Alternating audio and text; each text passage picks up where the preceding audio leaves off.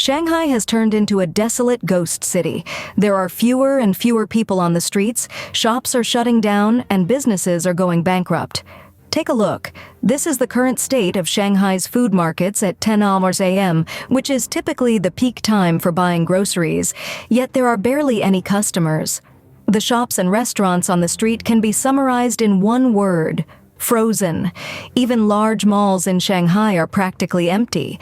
The economy in China is rapidly declining, and in the once bustling city of Shanghai, unprecedented scenes of depression are appearing everywhere. Where have all the people of Shanghai gone? The decline of Shanghai reflects the decline of China's economy.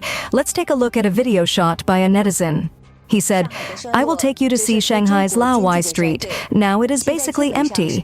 Although the lights are still on, many shops are closed. In the past, this was Shanghai's wealthy area, and very wealthy people would come here to shop. This bar is open, but it is not very busy, and there are very few customers inside." China's economy is declining, the income of ordinary people is decreasing, and people's consumption habits are becoming more conservative.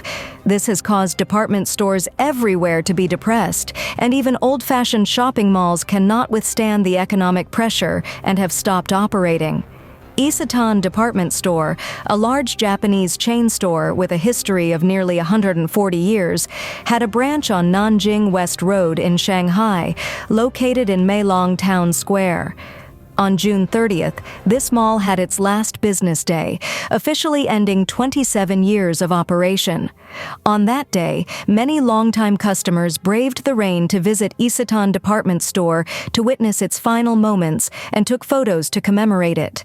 The mall posted a farewell message, "Flowers all the way, grateful for the encounter."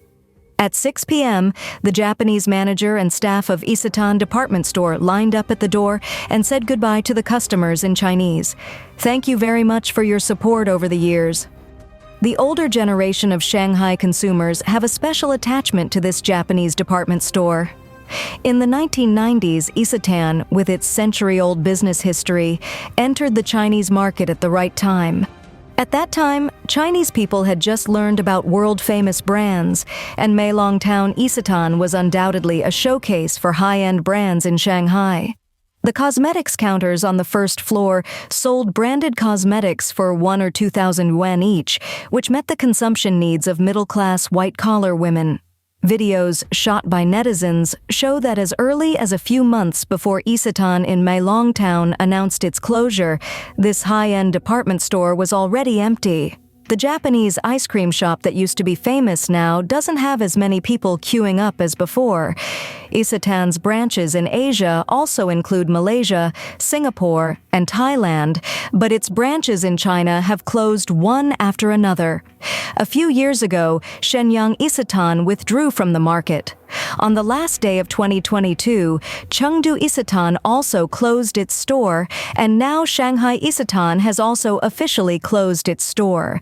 It is not the first Japanese department store to suffer dismal performance. Another Japanese high-end department store, Takashimaya, closed its flagship store in Shanghai in 2019 and ceased its business in China. Just 1 month after Xi'an closed its doors, the Shanghai Westgate Plaza, where it is located, also announced its closure. The Westgate Mall said in its closure notice that after careful consideration, the Westgate Plaza, which includes a shopping mall, office building, and underground parking lot, along with other merchants and tenants except the U.S. Consulate General in Shanghai, will close starting from August 1st. It is a common reality that physical retailers are currently facing tremendous operating pressure. According to incomplete statistics, at least 35 department stores closed in 2022.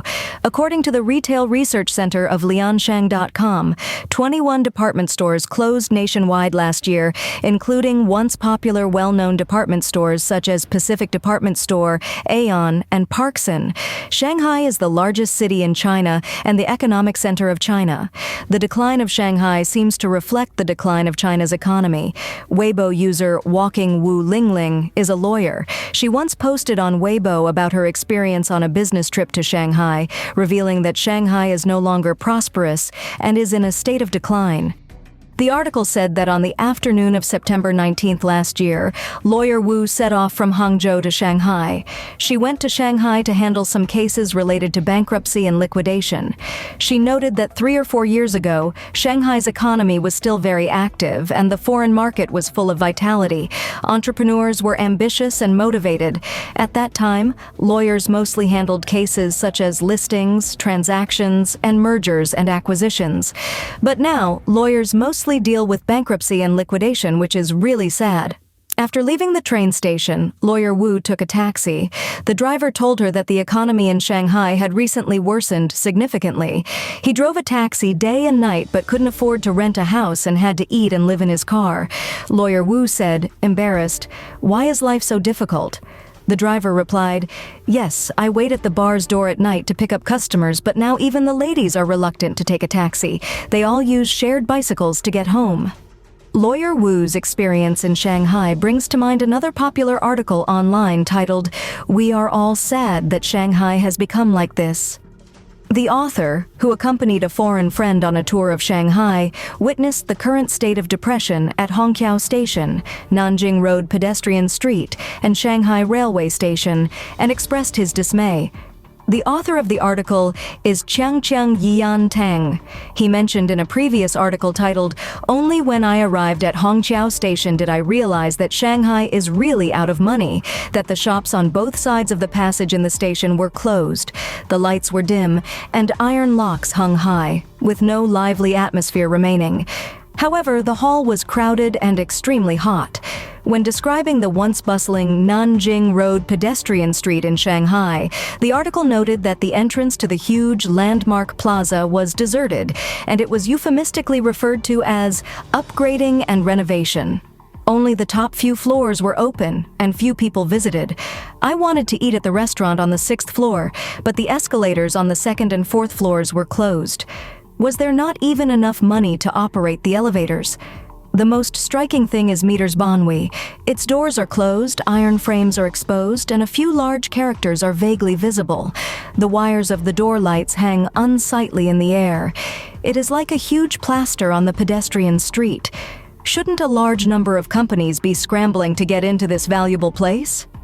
It is said that almost all the shops in the underground passage of Shanghai Railway Station are closed. The author went to check and confirmed that what was said was true. The shops selling stationery are closed, the shops selling clothes are closed, the shops selling phone cards are closed, and the shops selling mobile phone accessories are all closed. Shops in Shanghai have closed one after another, and the catering industry has continued to be sluggish.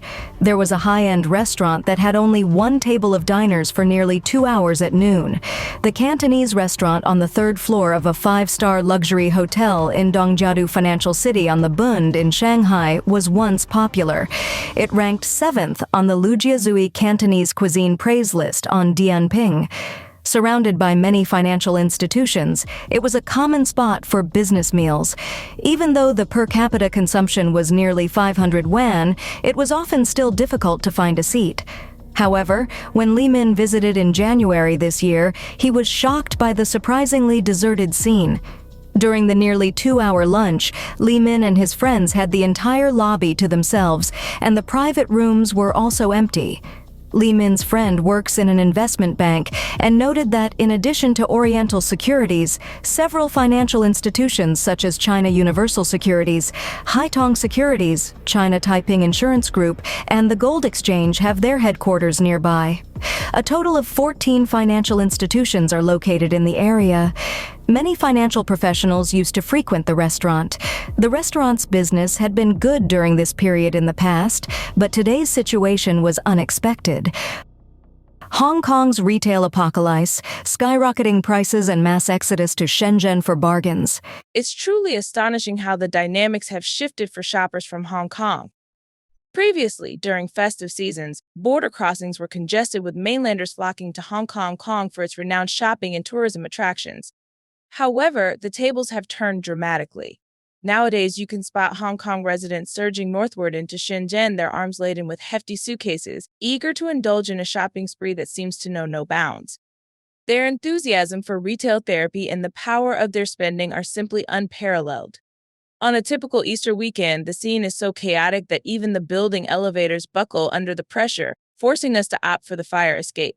Once we arrive in Shenzhen, the shopping frenzy truly begins. From trendy baked goods vanishing off the shelves to the rapid sale of shredded chicken that could cramp your hands, the consumer excitement is palpable. The long lines at restaurants snake down the streets, especially during Easter when what you spend in Hong Kong barely affords you a simple meal, whereas in the mainland, the same amount could treat you to a lavish experience at five-star venues. The welcome in mainland eateries is warm and inviting, contrasting starkly with the less enthusiastic reception one might find back in Hong Kong. Additionally, the convenience of shopping in the mainland is unbeatable. After a day's shopping, you can swiftly package and send your purchases back home. The commute back and forth across the border is so efficient, often taking less than 30 minutes, and there's even a specific line for shoppers making quick trips. This new shopping paradigm line where you earn in Hong Kong and spend in Shenzhen became evident when Hong Kongers celebrated their New Year festival in Shenzhen, swamping the city to the point where navigating daily commutes and long border waits became a trial. Yet, the savings made it worthwhile. A meal in Shenzhen, complete with buttered shrimp, cost just Y128, a stark contrast to Hong Kong prices where the same amount barely covers basic noodles. During the Easter holiday rush from March 29th to April 1st, over 2.27 million exits were recorded from Hong Kong to the mainland, with only about 498,000 returns, illustrating a staggering trend where over 83% of outbound travelers were Hong Kong residents. The influx at Luohu Port created extensive delays, sometimes over an hour, pushing many to abandon their plans and return home. Even more extreme were the conditions at the Shenzhen Bay Port, where wait times could exceed an hour due to the sheer volume of cross-border shoppers. Key shopping destinations like WTI Plaza, Coco Park, and Mixi were overwhelmed by the presence of Hong Kong shoppers, to the extent that the Cantonese language dominated the scene. Dining out meant enduring long waits, a testament to the area's popularity among Hong Kong visitors. Whether it's for the weekend fun with family, a shopping haul at Sam's Club, or the significant savings on dining and entertainment, Shenzhen has become an extended playground for those from the South. This shift is not just about convenience and savings, it's a significant economic movement that's reshaping the local dynamics in both regions, proving that the once simple day trips to Shenzhen have now evolved into multi-day ventures driven by the unmatched value and hospitality found there. You'll find that many of the faces in line ahead of you will be Hong Kong residents, a testament to the city's changing dynamics.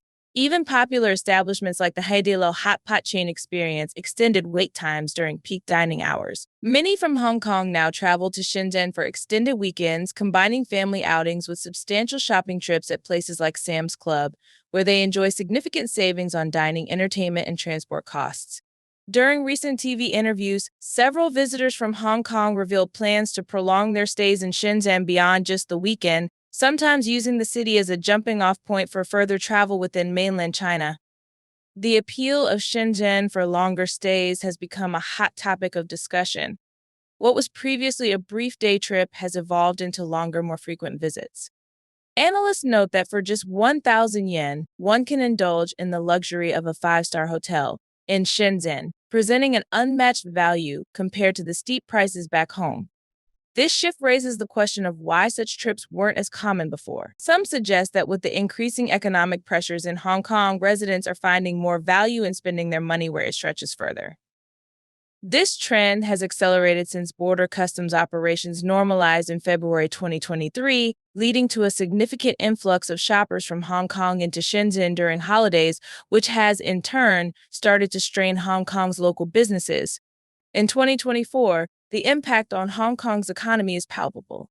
Areas that once buzzed with activity now resemble ghost towns. For instance, during a recent lunchtime walk in Central, the streets were noticeably empty. Even a significant event like the Basel exhibition failed to attract crowds. The South China Morning Post highlighted that local restaurants have been particularly hard hit, with one chain reporting a 30% drop in sales compared to the previous year. Ben Wai Chi-kung, who runs Sekichi Hot Pot, shared that on one day they served just 3 tables and on another only 2. Disheartened by the lack of patronage, he opted to close his restaurant to conserve resources and give his staff a needed break. The situation is dire across various districts, with many restaurant owners experiencing similar declines. Despite these challenges, rent prices continue to climb, compounding the difficulties for local entrepreneurs. Mr. Liu, a barbecue shop owner, noted that while his Hong Kong clientele has dwindled, those who travel to Shenzhen find barbecue pork prices dramatically lower, prompting even greater cross-border shopping during holidays. The stark price discrepancies have led to calls for measures like an exit tax to curb the outflow of consumers and protect local businesses from further decline. This situation has ignited widespread concern among the business community in Hong Kong, fearing that without intervention, the current trends could lead to even more severe economic repercussions for the city. Hong Kong is struggling to keep pace with Shenzhen, relying heavily on a dedicated clientele to stay afloat. Local business owners have voiced concerns that the increasing number of residents heading north to spend has significantly affected the domestic market, potentially more detrimental than the challenges faced during the pandemic.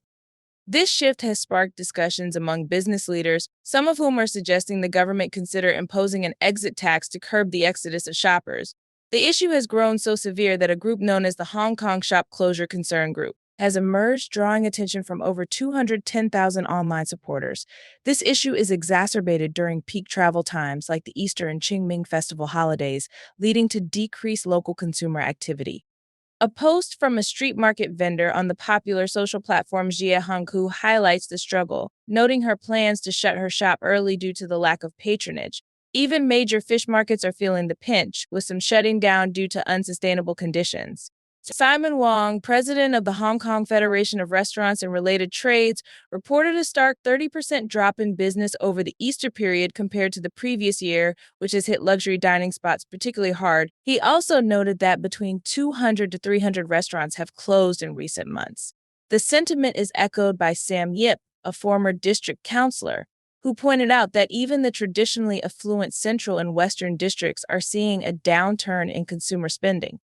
This downturn is intricately linked to broader socio-political changes within Hong Kong, particularly since the introduction of the national security law. This law has sparked a notable immigration wave, reducing the city's middle-class population and, consequently, its spending power. Reports from Radio Free Asia have detailed how these changes, coupled with increased rents, have led to widespread business closures, most severely impacting the catering and retail sectors. Joel, a theme restaurant owner in Munuk, lamented the desolation that now characterizes Nathan Road, a stark contrast to its pre-pandemic bustle. Hong Kong's economy continues to struggle despite the end of the COVID-19 pandemic, with a notable decline following the enactment of the national security law in 2020. Over 400,000 residents have emigrated from July 2020 to December 2022, as reported by Dr. El Kai-chi from the Chinese University of Hong Kong. The UK Home Office has confirmed a significant number of these immigrants have resettled in the UK, contributing to a substantial reduction in Hong Kong's labor force, particularly among the young and highly skilled. This mass migration reflects the broader dissatisfaction among residents, like Mark Lee, a local fitness instructor, who admitted that the diminishing freedoms and increased mainland influence have left him contemplating immigration. This sentiment underscores the profound challenges facing Hong Kong's key sectors, such as transportation, logistics, and tourism, highlighting a city in economic and social flux, grappling with its identity and future viability. The aviation, catering, and retail sectors in Hong Kong have all faced significant setbacks, leading to a noticeable decline in the city's economic performance, a reality that is becoming increasingly hard to ignore. In bustling shopping districts like Causeway Bay's Sugar Street, once prime real estate is now renting for up to 880,000 Hong Kong dollars, a figure that was unimaginable during Xi Jinping's leadership. This shift marks a drastic change from Hong Kong's days as a thriving international financial center, now seen by some as a bygone era. The downturn has extended to Hong Kong's ports, which were once busy international transshipment hubs. Recent years have seen a consistent drop in container throughput, with the overall business volume significantly decreasing. The ranking of Hong Kong's container terminals has plummeted to its lowest since 2005, reflecting the decline in activity and significance. Terminal 2, for instance, has rarely been seen empty in the past 2 decades, yet now it often sits largely unused. This decline is reflective of the broader economic challenges facing the region, affecting not just the elite but the grassroots population whose livelihoods depend on the logistics and shipping sectors. These industries are acutely sensitive to systemic and political shifts, highlighting the interconnectedness of Hong Kong's economy with its political climate. The political backdrop in Hong Kong has led to a reevaluation of its economic standing on the global stage. Major shipping firms are now rerouting their operations to newer, larger ports to maintain efficient delivery schedules, further sidelining Hong Kong's role as a transshipment point. Tom Derry, CEO of the Institute for Supply Management, has noted that one of the primary reasons for this shift is the significant change in Hong Kong's international political standing following the loss of its special status granted by the United States, among other countries. This repositioning is compounded by legislative changes within Hong Kong itself, particularly the enactment of Article 23 of the Basic Law and the National Security Law, which align Hong Kong more closely with mainland Chinese policies and further diminish its autonomy. These changes have been critical, with Chris Patten, former governor of Hong Kong, commenting that such moves represent another large nail in the coffin of Hong Kong's human rights and rule of law. Such developments have led to vocal criticisms from within the business community. Ronnie Chen, chairman of the Hong Leong Group, has expressed pessimism about the future of Hong Kong's economy, suggesting that the peak of its economic power may have passed. In an era fraught with uncertainties, Chen advocates for corporate prudence over expansion, reflecting a sentiment of caution rather than growth. This cautious outlook is echoed by Stephen Roach, former chief economist at Morgan Stanley, who, despite being a longtime optimist about China's economic policies, has raised serious concerns about the viability of Hong Kong's future economic and political landscape. His criticisms, which he shared at a forum in Beijing, have touched on sensitive issues, leading to restrictions on his public discussions about Hong Kong. These collective insights paint a stark picture of a city grappling with profound economic and political challenges, signaling a critical juncture in its history where its very identity and economic stability are at stake.